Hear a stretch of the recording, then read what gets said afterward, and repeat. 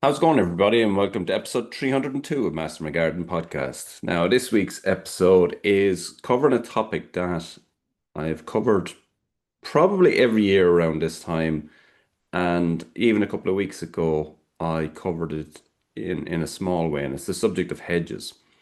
And the reason I covered, obviously, at this time of the year, we're starting to come into bare root season, which is, typically I suppose, the time where most people will start thinking about planning and planting hedges. And it's also the time of year where you have most options in terms of availability of plants and so on. And I suppose for people, it keeps being requested. So even in the last week, I've got two questions on hedges and advice on hedges. And actually, one of the listeners had listened to the podcast, the previous podcast, but also wanted to kind of keep up to date with what is happening with certain hedges. So I mentioned previously, if I went back a couple of years ago, I was talking about Portuguese laurel and how beautiful a hedge it is, and it is. But it has over the last 2 years started to develop some problems, and they're kind of asking, where's the updated version, or where's things at now today as we stand looking at hedges. So I'm going to look at all the different types of hedges. I'm going to look at, why we choose hedges, what we use them for, what our considerations should be when we're looking at the correct hedge.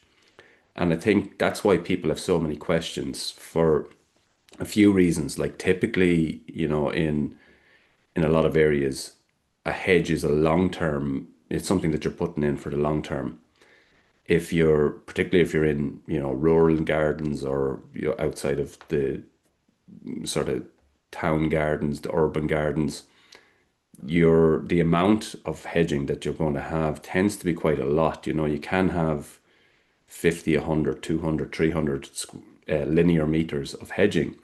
So if this is something you're going to be looking at all the time over a long period of time, and you're going to put quite an investment of money into it at that initial setup stage, then obviously you want to consider it and to make the right choice, or not regret the choice that you have made. And so that's why I think the question keeps coming up, albeit that we've covered this episode and several times before. And just in terms of where we're at now, it's what, the middle of November. I know that certain people are starting to lift bare root at the moment. Still think personally it's a touch early because we haven't had anything like frost yet. It still is quite growthy, believe it or not. Um, but there has been a huge amount of rain over the last month, as you all know, especially here in Ireland. So if you're planning on getting planting in the next couple of weeks, ground conditions are definitely not going to be favourable.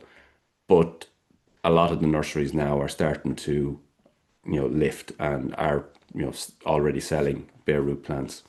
So definitely start having a look and start thinking about it.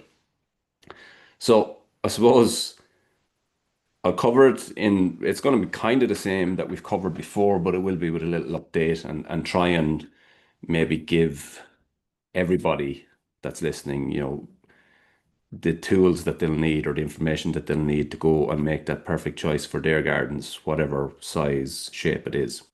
So I suppose when you look at the reasons for planting hedges, generally speaking, and there's always exceptions to this, but we're looking for one or many of these, reasons that I'm going to mention now. So, for example, if you're in a rural area, it could be stock proofing, it could be food source, like we had with Jason's question a couple of weeks ago, where he was looking for a hedge that maybe delivered as a food hedge over time for him. So, it could be a food source.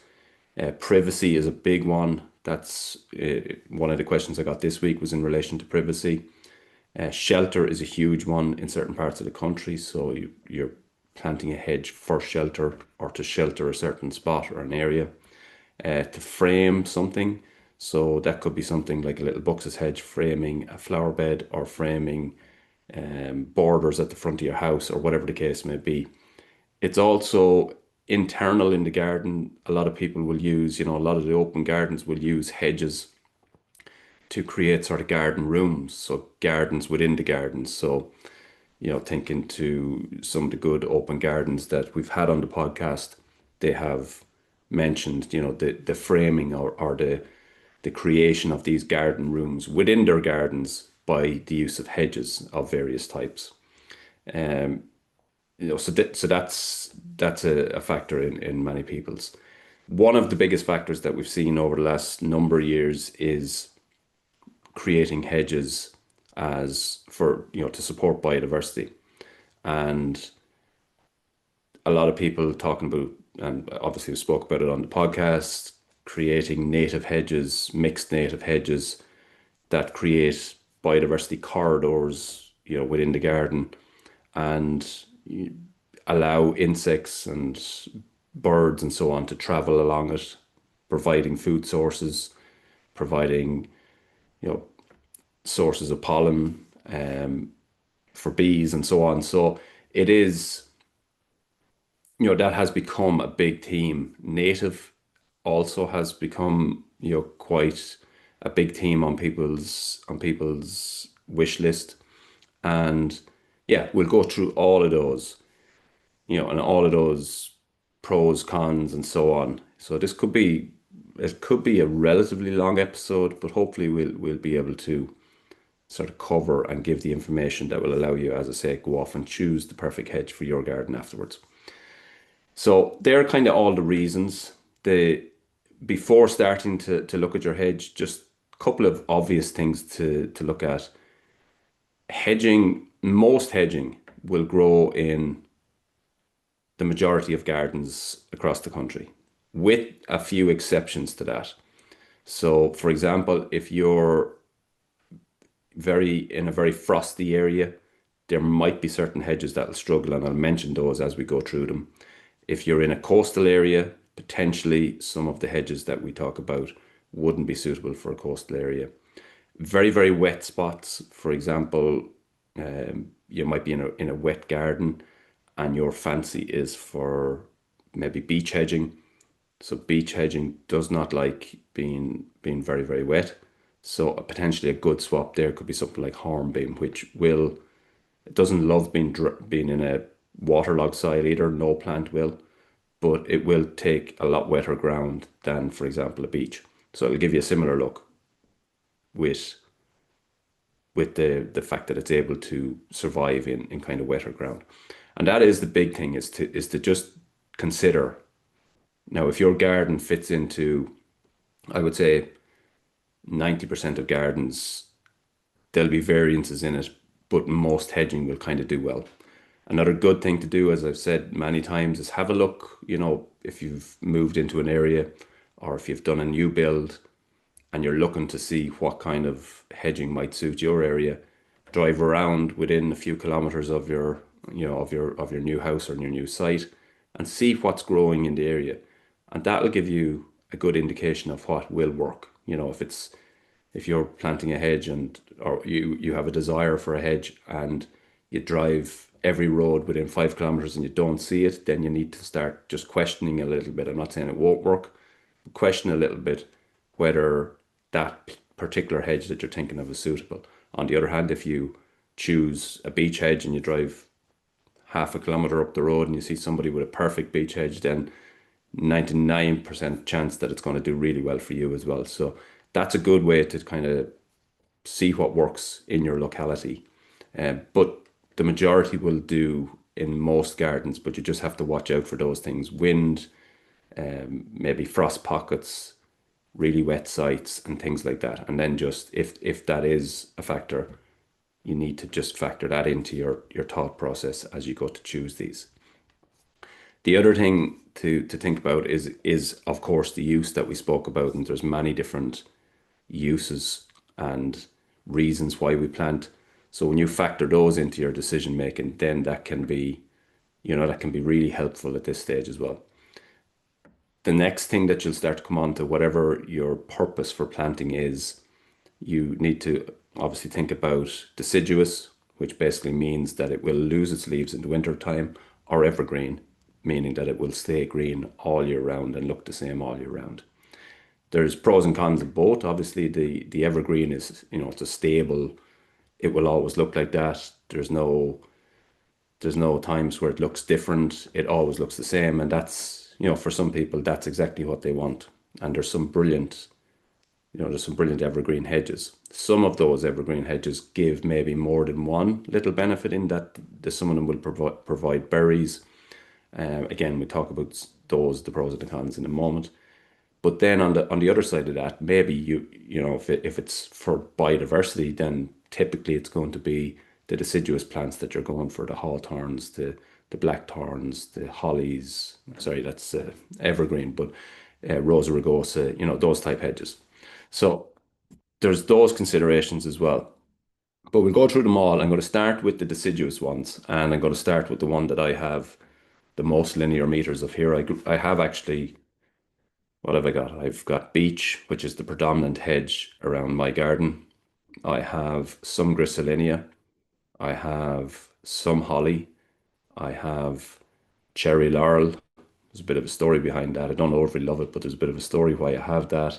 Um, I have Portuguese laurel, and I have a mixed hedge then out the back around the polytunnel. So I have 4 or 5 different types of hedges here. And yeah, it gives you a different feel for it. I'm going to start with beech being a deciduous one, being the one that I have predominantly here, being my favorite hedge as well. And just, I suppose, the only time of the year that I don't like that is the it's that month where the buds are about to burst. The old leaf drops off, but the new one hasn't fully opened up yet. And at that stage, it can just look a little bit raggy, and that tends to be for a couple of weeks in the springtime, generally around end of March, early April. Up until that, once you get into winter time, the autumn color comes in. That looks nice. It stays and it holds its leaf all winter long. Regardless of the wind, it holds its leaf really, really well over the winter. It's then in the springtime when that new bud pushes out, it's that 1 month where it doesn't look well. But other than that, I think it's an exceptional hedge. Now, a lot of people who were advocates for, biodiversity hedge and, only plant native and so on, I completely understand, their point of view. But there is also another point of view. So these mixed native hedges can be very, very good food sources for biodiversity. And but to get their full benefit, as I mentioned on that podcast a couple of weeks ago, you need to allow them to grow out. And typically around, surrounding a house, people prefer to have the trimmed look. And something like beech is brilliant for that because you only need to cut it once a year. And that's a big factor when you're choosing your hedge as well, the number of cuts per year and how difficult it is to cut. We'll talk about those as we go through the list. But the other consideration from a biodiversity perspective, when you think about something like beech, is that, as I say, people will say that that's not necessarily a biodiversity friendly hedge because it doesn't contain a food source at any point in the year, and it's a long hedge, and a lot of people will, as I say, will say that that's a dead hedge effectively in terms of biodiversity. I would understand that point in that it is a long area without a food source in it, but I would say that what it does give you, and this is really evident, and I can give some good examples of it, it really is a brilliant nesting source for birds, right? Okay, so it's not providing food for birds. It's not providing food for pollinators necessarily. It's not doing those type things. But from the point of view of where, in a country where a lot of the hedging has been cut back, nesting spots quite are becoming quite difficult for birds to find, then these hedges do provide good nesting sources. And because they're only getting cut once a year, and because they tend to be very, very thick, they actually provide really good nesting sites for birds. So there is that element of it from a biodiversity perspective. So beech, my number one hedge, my personal favorite, you're going to be planting those about 3 per meter, 3 to 4 per meter. Loads of people do the double lines, so they'll stagger them. They'll plant two lines side by side and they'll be staggered.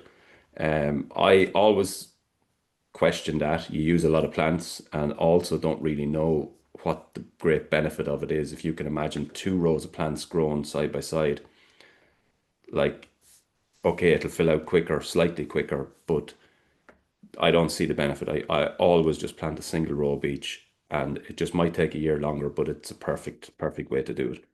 Another good deciduous hedge is hornbeam, as I mentioned earlier in the intro. So that's a very good hedge, similar to beech, not dissimilar in look. The reason you would use that is if you're on a slightly wetter site, so it's a really good hedge from that point of view.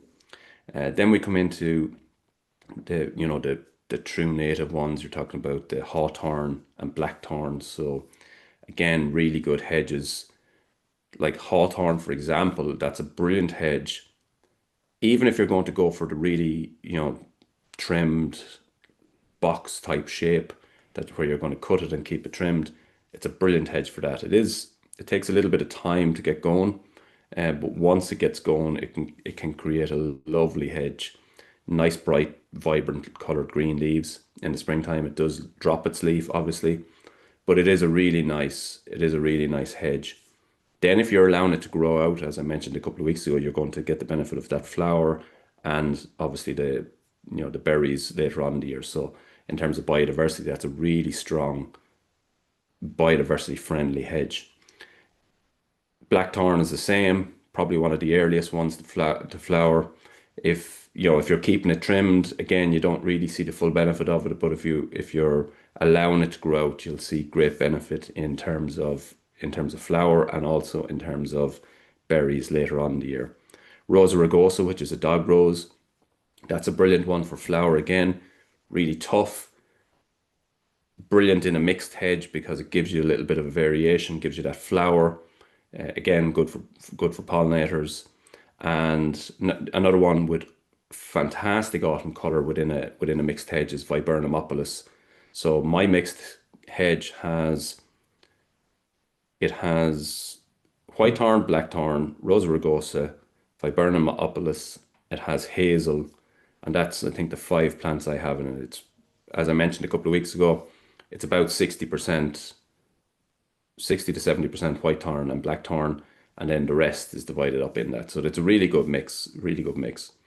So they're kind of your deciduous options. I might have missed one or two, but that's pretty much the broadly what's available in deciduous, as in loses the leaf.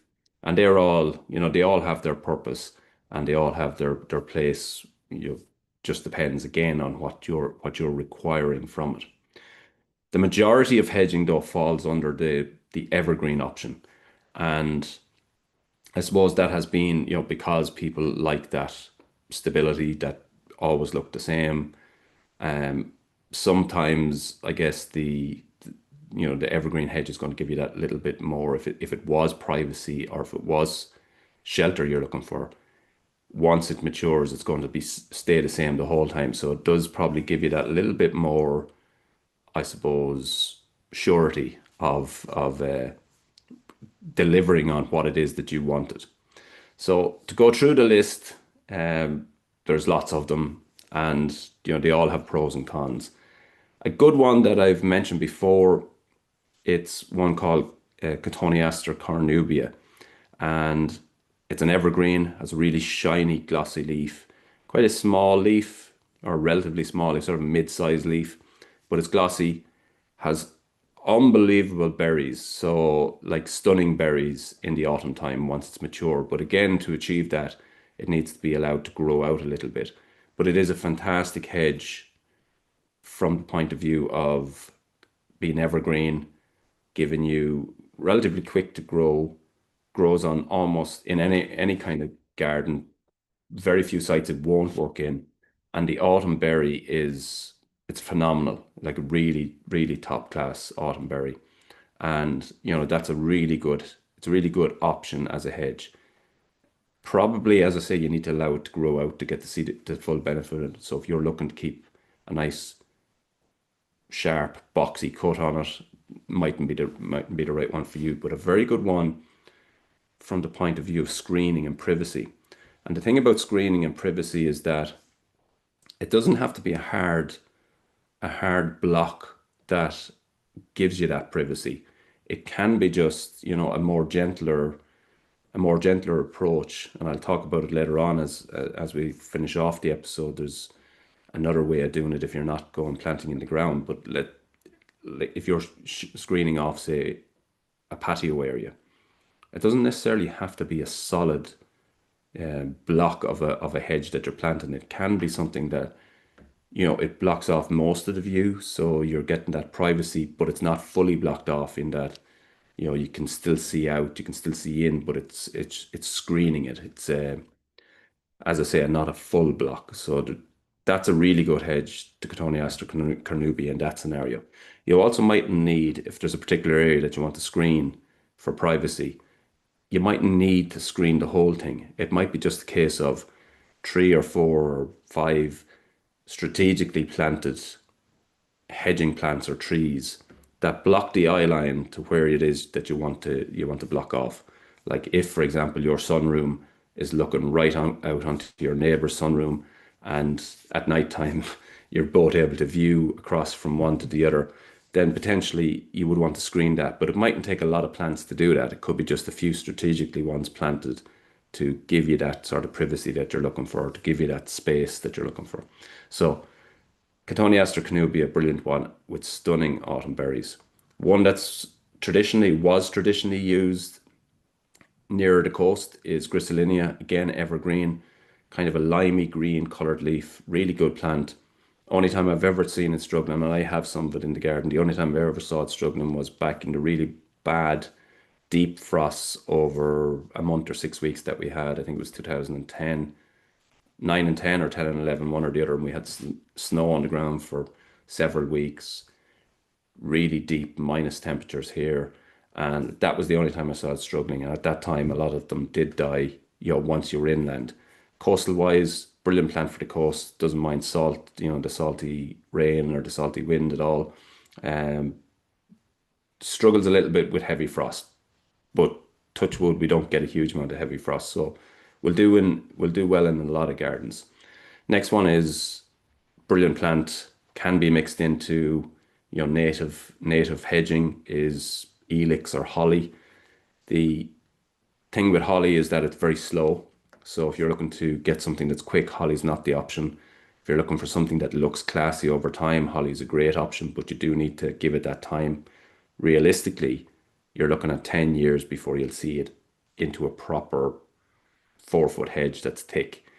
The other thing, if you're expecting to get berries or wanting to get berries, is that you'll have to just choose what varieties you're using. So there's Golden King, and there's lots of different varieties out there. There's Golden King, Silver Queen, but you'll have to mix and match and make sure that they're compatible with each other. If you have a singular variety, you may not get your berries. So you're always looking for, you know, a pollination partner essentially to bring out those berries. But holly is a beautiful hedge. One of my favorite hedges actually, except that, you know, it's slow. It does take time. Next one is definitely considered old-fashioned, still a good quality hedge. Still, but it's not planted much. You know, it's on a few lists now, but not too often. Definitely, I've never seen anyone requesting it, but it is a good hedge, and that's privet. So privet, you had the green privet and the kind of yellowy privet. Both of them were planted en masse, probably 50 years ago in Ireland. Really tough, really easy to cut. That's a big factor. I mentioned it already, but you want a hedge that's going to be easy to cut over time, because if something is heavy and clunky and difficult to cut, as you get older, you know, you're in the garden in your later life, you don't want to be struggling over a big hedge that's hard to cut. So the easier the hedge is to cut, the better for you in the long term, if it's going to be a long-term hedge, which most hedges are. So, but privet is a good one. As I say, really out of fashion, seen as old-fashioned. Uh, Rarely have I seen anyone requesting to have it planted in their garden, but don't underestimate it. It really is a good hedge. You might have to cut it a couple of times a year if you want to keep it into that trimmed, tidy look, but exceptional exceptional hedge in that it'll grow anywhere, really easy to cut, looks well when it's tidy, but yeah, does probably have a little bit of a tag at the moment of being old fashioned. And probably is. I don't have one myself, but it is a good hedge. Don't rule it out. It could suit your site. Another good one, definitely more for the coastal areas or areas where you're not going to get frost pockets, is Escalonia. There's a load of different varieties here. There's, apple blossom, and there's several varieties, all with really good flowers. Really easy to cut, but doesn't like frost. So that's one key thing to it. In terms of cutting, it's really easy. It doesn't actually get very woody at all. It's a lot of the growth tends to be a really soft growth, so it's easy to cut, easy to trim. Beautiful flower on it. Evergreen, so lots going for Escalonia. But again, not seen so much in recent years. It probably is little bit less popular than it used to be. One that's hugely popular, one that people love at the moment, and I can't stand it myself, is Photinia red robin. I don't like it as a plant. Yeah, I get why people like it. It has that fiery red look, but I just think it's troublesome. Not to run it down completely, but personally, I think that it's prone to disease. The red, the red vibrant color that you see in the new growth, I can understand why people would like that, and I do like the look of that myself. The problem with that is that if you're allowing it, if you want to keep it as, a hedge, typical sense that it's trimmed and so on, then nine times out of ten you're cutting off that redness, and you end up with what's underneath is a bit of a mismatch of greens come reds and everything in between. And for me personally, I think it's a bit finicky, is a bit disease prone, and don't like it overly. Don't like it as a plant. Don't like it in planting schemes. I can understand why people would like it, but personally I don't, and I wouldn't recommend it as a hedge, and have often told people because they like that red look to not go for it. So yeah, sorry for Tinea Red Robin, but that's my take on it. Our next one is, I suppose, our memories or our thoughts around conifer hedges are probably after being marred a little bit, where we had the planting of Lilandi in every garden across the whole country, and now these are being taken out left, right, and centre. When it comes to, I mentioned earlier, where it comes to hedges that are dead of biodiversity, definitely the likes of the Lilandi would fall under that, because they they're obviously, they take over a garden. Their roots kill out the ground underneath. They're just, yeah, they were a bad idea. They were a bad idea. They do have a purpose, but not where we've seen them over the years. So we've seen these planted in loads of urban gardens, not suitable at all. We've seen them planted in, places where they've been allowed to grow, and their potential to grow is huge. They can grow really, really fast, really, really thick, and really, really tall. So when allowed to grow out, they're a handful, and they're a nightmare. They're definitely not good for biodiversity. They probably do have their place. I'm not sure that their place is in any garden in Ireland, but yeah, they have marred our, I suppose, our memories or our thoughts around when it comes to conifer hedges. However, there is some really, really good ones, and Tuya Emerald is one of those. So Tuya Emerald is a hedge that would have been planted quite a lot around that time as well, but it got taken over by the Lilandi because the Lilandi was so fast. It basically, everyone loved it because within 2 years you had a hedge, and a strong hedge. And the Tuya is a little bit slower, but it will grow in almost any site, is really easy to cut, doesn't get, expand out the way Lalandi does. All right, it's definitely not, in terms of biodiversity, it's not providing a huge amount, it doesn't provide any feed. actually probably doesn't even provide nesting site because it's a bit too tight. You know, the birds actually can't get into it unless there's a spot at an end or there's a, you know, a broken piece or something. But generally speaking, they're not overly suitable for nesting sites either. So from that point of view, from a biodiversity perspective, there isn't a huge amount of benefit, but it's a really, really good hedge. So always evergreen, easy to cut, fills out extremely well, fills out really thick, grows on most sites. So it has a lot going for it. Looks well, easy to trim, all those things. So that's one that don't rule out. If you like that conifer look, then something like a Tuya is a brilliant option. So Tuya Emerald is the typical one that you'll see. And yeah, a really, really good plant.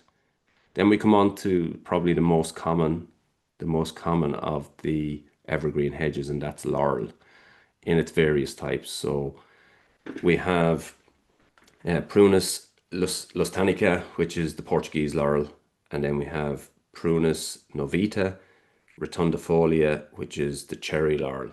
And yeah, we'll talk about those separately. So Portuguese laurel first. I mentioned it before as being a great hedge, and it is a great hedge.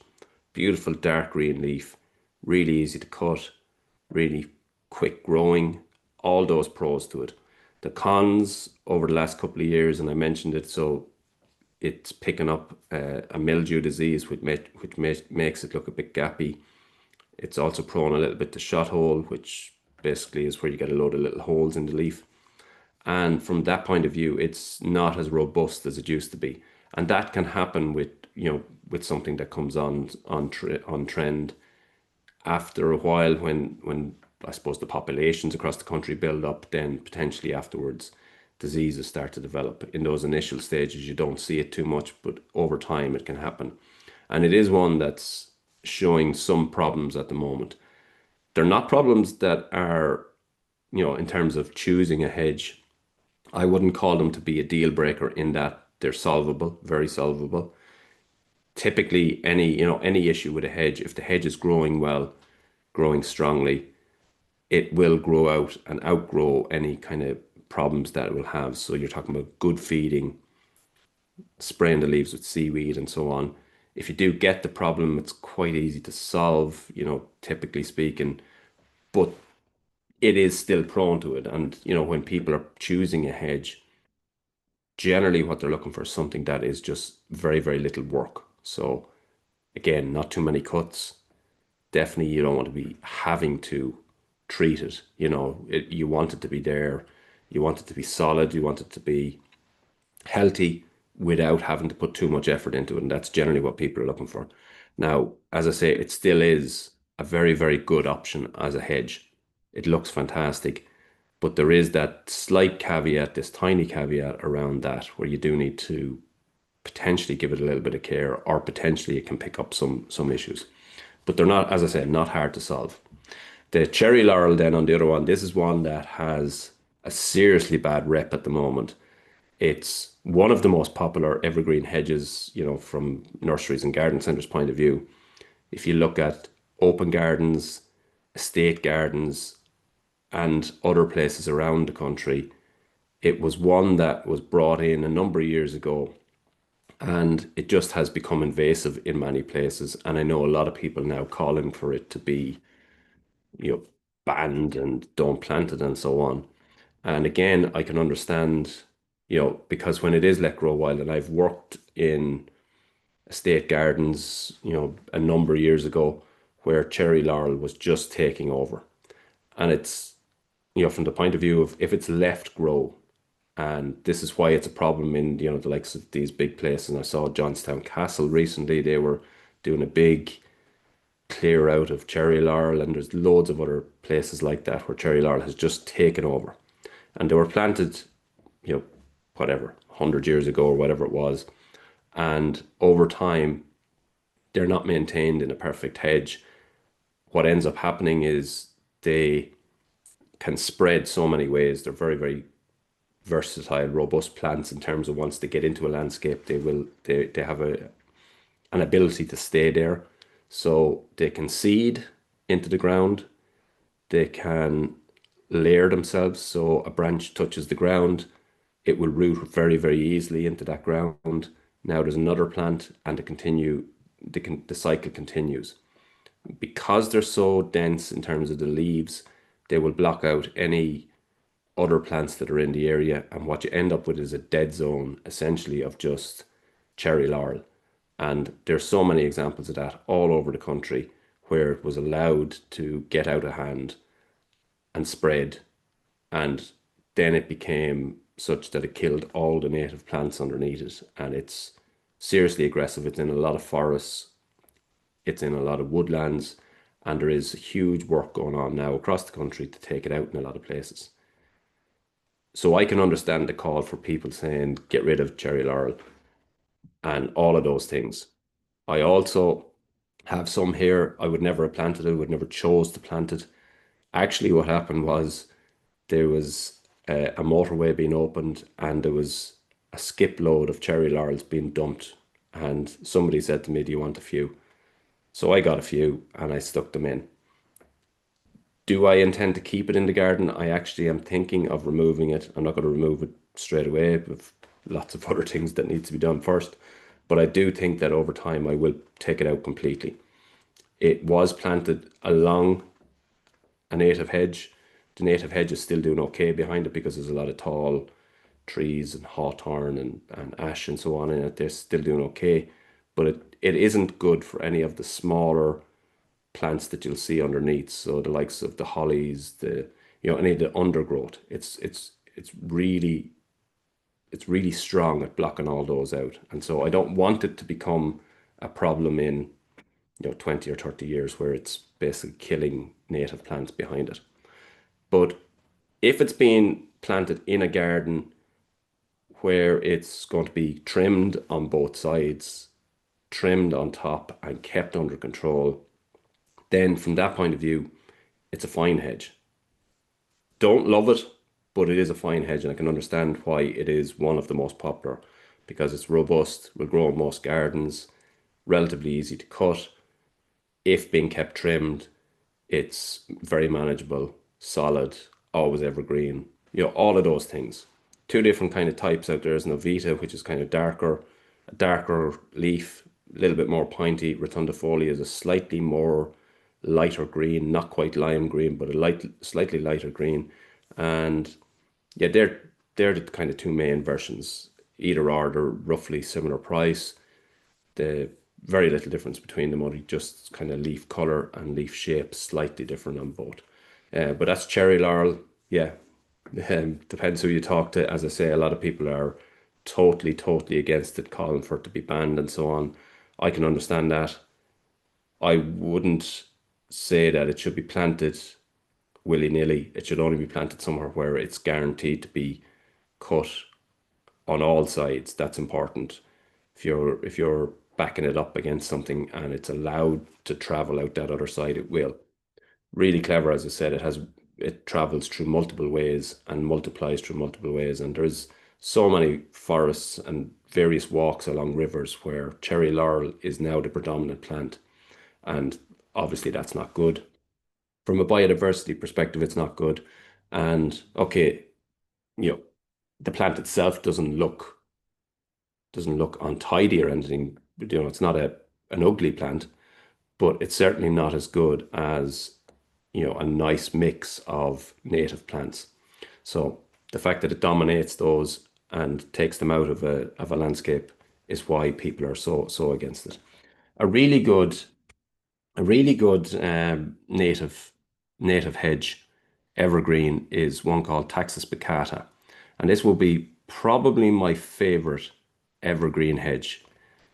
It's one that would have been used a lot, in sort of old estates years ago, and then it sort of fell out a little bit. But it's one that I think should be growing in popularity. There is the caveat where you have to watch the clippings of it. The clippings can be poisonous to certain animals, so just watch that if you're dealing with animals.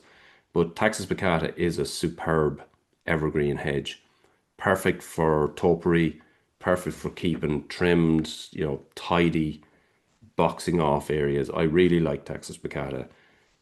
It's available in a dark green, which looks just so classy, and also in there's a kind of a limey green, a really light, like almost yellow color, and that's a fantastic hedge. Slow growing, that's the only caveat as well, quite slow growing. Like similar to holly in that it will take a bit of time to fill out as a hedge, but it's a brilliant option.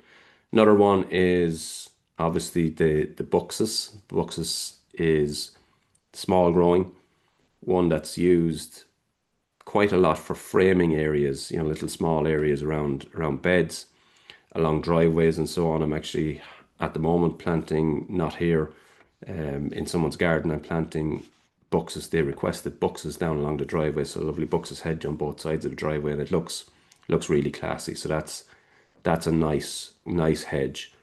Again, people talk about its issues around disease, and they became very, a number of years ago, 2 or 3 years ago, people were saying don't plant it at all, and they were switching to euonymus green spire as a alternative, or elix. There was I can't remember the name of it now, but people were given alternative options.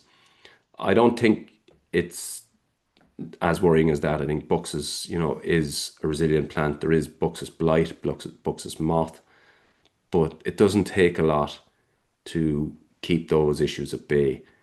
And a bit like what I said earlier on, with the Portuguese laurel, if the hedge itself is healthy and growing healthy, then typically it doesn't pick up any of those diseases. So once it's fed, once it's kept growing well, not neglected, and as I say, getting a little bit of food so that it is growing vibrantly, then it tends not to pick up any issues anyway. So I wouldn't worry about planting it, but it is a consideration in if you're not going to be able to care for it at all, then maybe one of the alternatives is worth looking at. I just don't think the alternatives for that purpose of framing are anywhere near as good as buxus. So buxus for me is still a very good hedge to plant. Another option that I have planted, in recent years is one called Lonicera nitida. Now, Lonicera was seen as, and actually if you look it up, it is called poor man's box. But, and I don't know why they call it that, because it's actually not that much cheaper than buxus plants. It's maybe now because it's not that common and there's not that much availability, but the plants are not that much cheaper than buxus. So I don't know where that name came from, but Lonicera nitida is a really good option. And what I find with it, it's very tough. Now it does need probably 3 to 4 cuts a year if you're going to be keeping it into that little small, box style hedge. But what it is, it's much tougher. So if you had, for example, where I planted it there was going to be a kids' football area, but there was a high wall beside it, and they wanted something that was just going to box hedge along at the top of the wall, so that the ball wouldn't be rolling out, but it was going to get bashed a little bit by the ball, obviously, right beside the football area. So rather than putting buxus in, which does not like being messed around, put in the Lonicera nitida, and it has worked brilliantly. Looks well, looks classy. Does take a few trims a year to keep it looking tidy, but it's tough and resilient and will grow away there. Can be kept to kind of any height that you want. So it could be kept to let it up to 4 foot, or you could keep it at 1 foot. It's a really good hedge from that point of view. So happy to be trimmed tight into a little small box, or to allowed to grow on up. So, and it'll grow in most soils, so it's a good option. As I say, poor man's box is what it's sort of known as, but it's a really good option, really good plant. So that's kind of, think I've covered all of this. So I've drawn up a list here in front of me to remind myself. I think I've covered them all. There's probably some hedging plants that I've missed out on, but hopefully that gives you kind of enough information to choose the right hedge for your garden. What you're looking at initially is to look at what is the purpose. Once you know the purpose of the hedge, then you move on to what's the ground conditions, the soil conditions, the site conditions, and factoring in those things, you move on to the next question, which is, do I want evergreen, or do I want deciduous? And by going down decision making process like that, you eventually end up with maybe 1 or 2 or 3 that you end up choosing your favorite from. So that's kind of how I go about it. I think it's a good way to look at it. Remember that if you are going to be planting a hedge, typically it's been planted for the long term. So you want to put a little bit of thought into your choosing of your hedge, and then make sure that it's suitable for what you're looking for, because you're going to be looking at it for such a long period of time. So yeah, best of luck over the next couple of weeks. It definitely is. Hopefully the ground will dry up, but it's getting into that time period where everyone is going planting hedges. So hopefully that has helped you with your decision process. Next week's episode is the Christmas gifts for gardeners for this year. Looking forward to that one. It's always That was a bit of fun. Always some good, interesting gifts on it. Hopefully, yeah, we'll see some new things coming onto the list this year, things that we haven't come across before. But that's been this week's episode. Hope it helps you with your choice of hedging. And that's been this week's episode. Thanks for listening. And until the next time, happy gardening.